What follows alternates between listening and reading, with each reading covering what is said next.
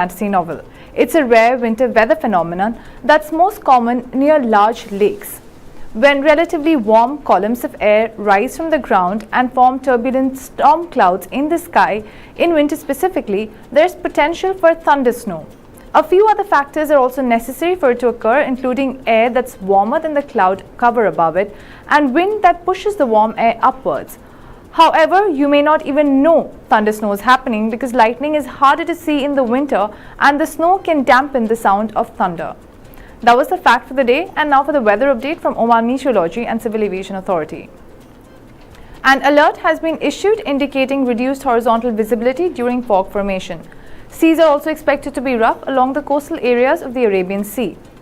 Apart from this, we've got partly cloudy to cloudy skies along the coastal areas of Dhofar Governorate and adjoining mountains with chances of intermittent drizzle.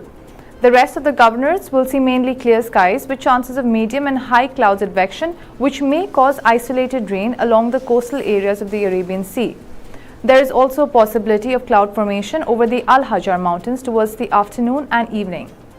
There are also chances of late night to early morning low-level clouds or fog patches along the coastal areas of the Arabian Sea and the Oman Sea. With that, let's take a look at what the weather will be like throughout the Sultanate.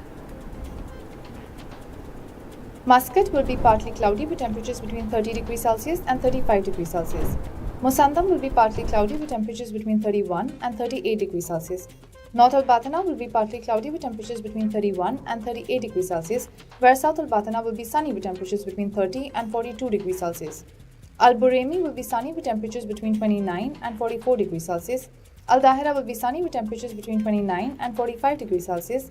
Al-Dakhliya will be partly cloudy with temperatures between 27 and 40 degrees Celsius. North Al-Sharqiya will be partly cloudy with temperatures between 25 and 41 degrees Celsius, and South Al-Sharqiya will also be partly cloudy with temperatures between 29 and 35 degrees Celsius. Al-Wusta will be partly cloudy with temperatures between 26 and 40 degrees Celsius, and Dhofar will also be partly cloudy with temperatures between 26 and 30 degrees Celsius.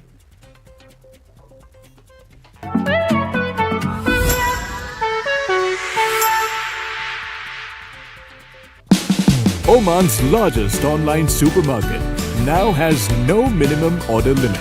From grocery to household items, Rafiq has everything that you want. Enjoy worry-free shopping with over 8,000 products to choose from and get it delivered straight to your doorstep. Rafiq, you order, we deliver.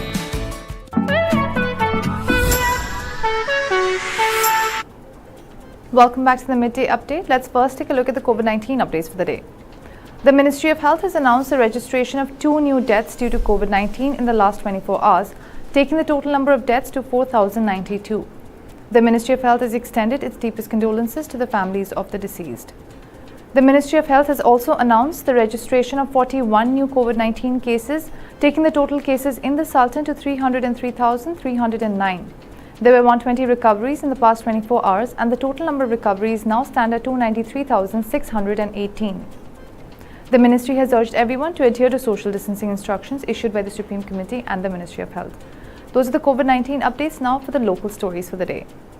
The Environment Authority has allocated a hotline number to report any violation of wildlife rules. The authority released a statement saying, because you are our partners in achieving our vision of a clean, sustainable environment, you can contact the Environment Authority through the call number designated to report any incident of pollution or violation of wildlife rules and the death of turtles and marine mammals through calling the following number, 800-71999. A statement issued online by Oman News Agency said the following. PDO has signed a memorandum of cooperation with the National Energy Centre to develop and implement an experimental smart city project in the residential and leisure complex of Ras Al Hamra that is affiliated with the company. The cooperation between the two parties aims to promote and encourage the exchange of experiences in the field of smart cities such as smart water meters, street lighting, waste management, smart urban water, energy metering and smart irrigation. The National Energy Centre, which specializes in Internet of Things solutions and smart city projects, will work with Ras Al Hamra team to develop a system for managing and monitoring sustainable smart infrastructure facilities to achieve a significant reduction in water and energy consumption in order to reduce the impact on the environment and improve the quality of life while reducing the associated costs. It is planned to be completed in 2022. Expatriates who have reached the age of 23 can purchase housing units under the usufruct system in multi-story residential and commercial buildings for a period of 99 years, provided that he or she has a residence permit of no less than 2 years when submitting the application. The purchase control document sets the minimum price for the housing unit so that it is not less than 45,000 Oman riyals and in specific locations in the Governorate of Muscat. According to the document issued by the Ministry of Housing and Urban Planning, the usufruct purchase system includes the right of the expatriate to own the housing unit in person or in partnership with first-degree relatives, the possibility to obtain financing with the guarantee of the real estate unit, the possibility of disposing of the residential real estate unit after the lapse of 4 years, and the right to transfer the right of usufruct after death to the legal heirs. As for the conditions of the building to be purchased, the Ministry has clarified that it must be within the site specified for sale and licensed by the Ministry, that it be a residential building of not less than 4 floors, that it should not have been built for more than 4 years, and that the number of rooms in the apartment is a 2-bedroom unit with all amenities. The owner of the building has the right to apply the system of sale to expatriates with the right to usufruct 40% of the housing unit, provided that buyers of the same nationality do not exceed 20%. The price of the residential unit is 45,000 Omani riyals or more in the Governorate of Muscat and 35,000 Omani riyals or more in the rest of the governorates of the Sultanate. The number of housing units in one building should not exceed 40%. Muscat Governorate is the only place where the usufruct purchase system for expatriates will be applied at the current stage, and other places will be determined by other governorates later. The specific places in the Governorate of Muscat in the current period are the wilayats of Al Amirat, Bosher and Al Sib, with specific areas identified in them. Royal Air Force of Oman moved a Sikh citizen from the Islamic Republic of Iran to the Sultanate on Wednesday. On Wednesday evening, Royal Air Force of Oman used a military aircraft to return a Sikh citizen from the Islamic Republic of Iran to the Sultanate, along with medical staff from the Armed Forces Medical Services, equipped with the necessary medical devices and equipment. They were accompanied by the patient's family in order to complete the necessary specialized treatment program and provide the required health care for him at Armed Forces Hospital in Al-Khod, the Ministry of Defense said in a statement. Those are the local stories. We'll take a short commercial break and we'll be right back.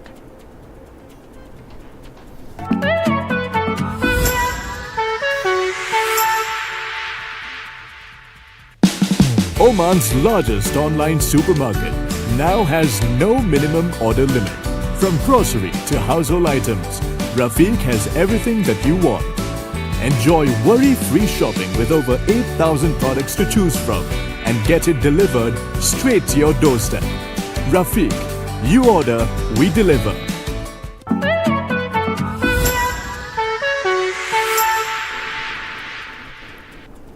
Welcome back to Midday Update. Now for the international stories.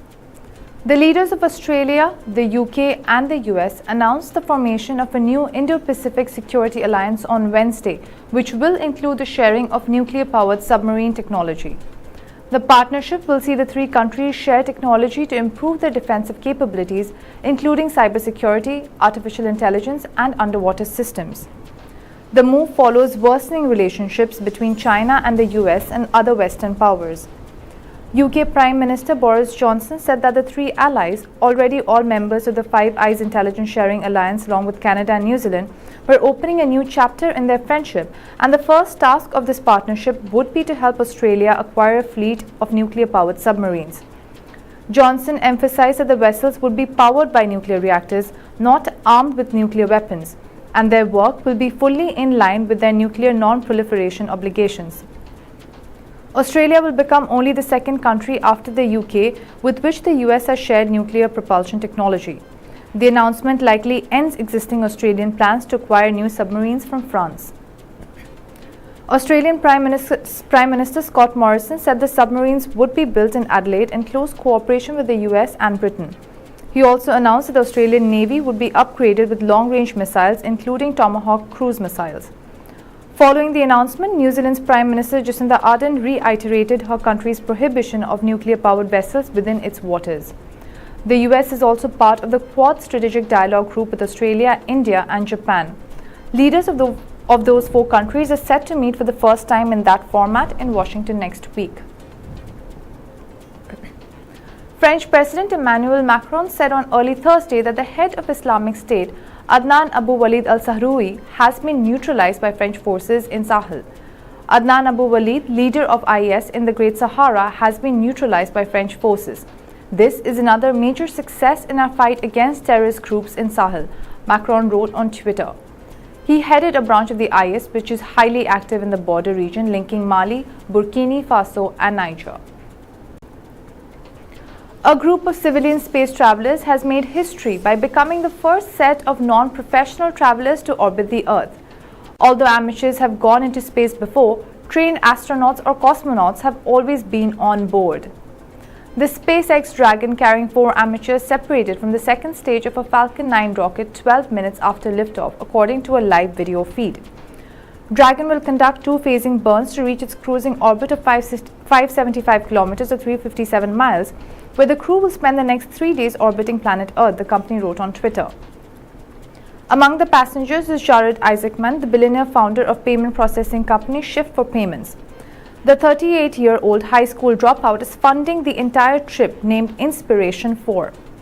He will be joined by Haley Arsenault, a nurse who beat bone cancer as a child. Arsenault was treated at the St. Jude Children's Research Hospital, where she now works. She was chosen for the trip after Isaacman donated a ticket to the hospital for a guest. Arsenault is the youngest American to go into space and the first with a prosthetic on part of a femur. The 2 other seats were sold in a fundraising raffle for St. Jude. They went to Chris Sembrowski, an Air Force veteran, an aerospace data engineer, and geoscientist Sian Proctor. This spaceship's trajectory will take it to an altitude of 357 miles, which is further into space than the International Space Station. The 4 passengers will splash down off the coast of Florida at the end of their journey, with their descent slowed down by huge parachutes. As well as raising money for the hospital, the mission is the goal of becoming a turning point in the democratization of space. It aims to show that space travel is accessible to people who have not been handpicked and undergone years of training as astronauts. Both Virgin Galactic's Richard Branson and Blue Origin's Jeff Bezos also blasted off from the Earth earlier this year as amateurs. However, their flights in July only briefly skimmed space rather than going into orbit, with Branson reaching 86 kilometers and Bezos 106 kilometers. Those are the international stories. We'll take a short commercial break and we'll be right back.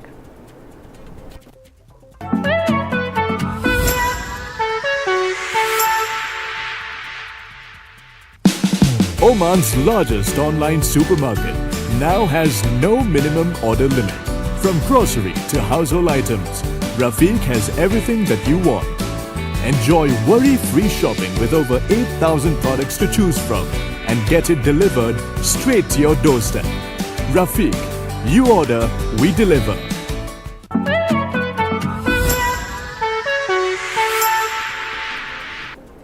Welcome back to Midday Update. Now for the sports stories. Following a disastrous campaign at the 2020 Euros, Turkey has looked abroad for its new coach. Stefan Kuntz is in talks to leave Germany's under-21s and take charge. Turkey had high hopes for Euro 2020 under Şenol Güneş. The fan favourite had taken Turkey to the semi-finals of the 2002 World Cup but failed to replicate those famous exploits this time around. A subsequent 6-1 defeat to the Netherlands in a World Cup qualifier earlier this month was the final straw for the federation, and Güneş was sacked with Turkey's hopes of booking a place in Qatar next year in danger. The man they have targeted to take over is Stefan Kuntz, a well-respected coach in his homeland Germany, who has been in charge of the nation's under-21 squad since 2016. He guided them to surprise victory in the European 21 European Championship in June, defeating Portugal 1-0. He also won the title in 2017 and was runner-up in 2019. Most recently, the 58-year-old coached Germany's U23 side, which failed to qualify for the knockout round at the Tokyo Olympics. Kuntz has confirmed to German media that talks are taking place with the Turkish Football Federation. It's not so long ago that goals outnumbering away fans was commonplace at top-level football matches. But with only 25 RB Leipzig fans making the journey, recent history wasn't too far from being repeated on a wild Wednesday night in Manchester. After 3 losses in his first 4 Bundesliga games, most recently a tepid defeat to Bayern Munich was a different kind of low. Control and any defensive stability had been lost. Today was our first worst day for defending, Marsch admitted after the game. As the final whistle echoed around a rapidly emptying Etihad Stadium, Mar's demeanour told its own story as he rose from the bench to shake the unnecessary hands. For the previous 90 minutes, he'd been a constant whir of movement, offering more positional changes than his opposite number in a big knockout game. As good as City were going forward at times, the Bundesliga side did themselves few favours, as Emil Forsberg, acknowledging, said, "The goals we conceded were too easy," he said. "If you conceded goals like that, it's hard to win here." Those are local, international and sports stories for today. We'll be back with midday update on Sunday, so stay tuned and keep watching TTV. You've just heard the live feed from the TTV studios on TFM 95.4. Let's talk.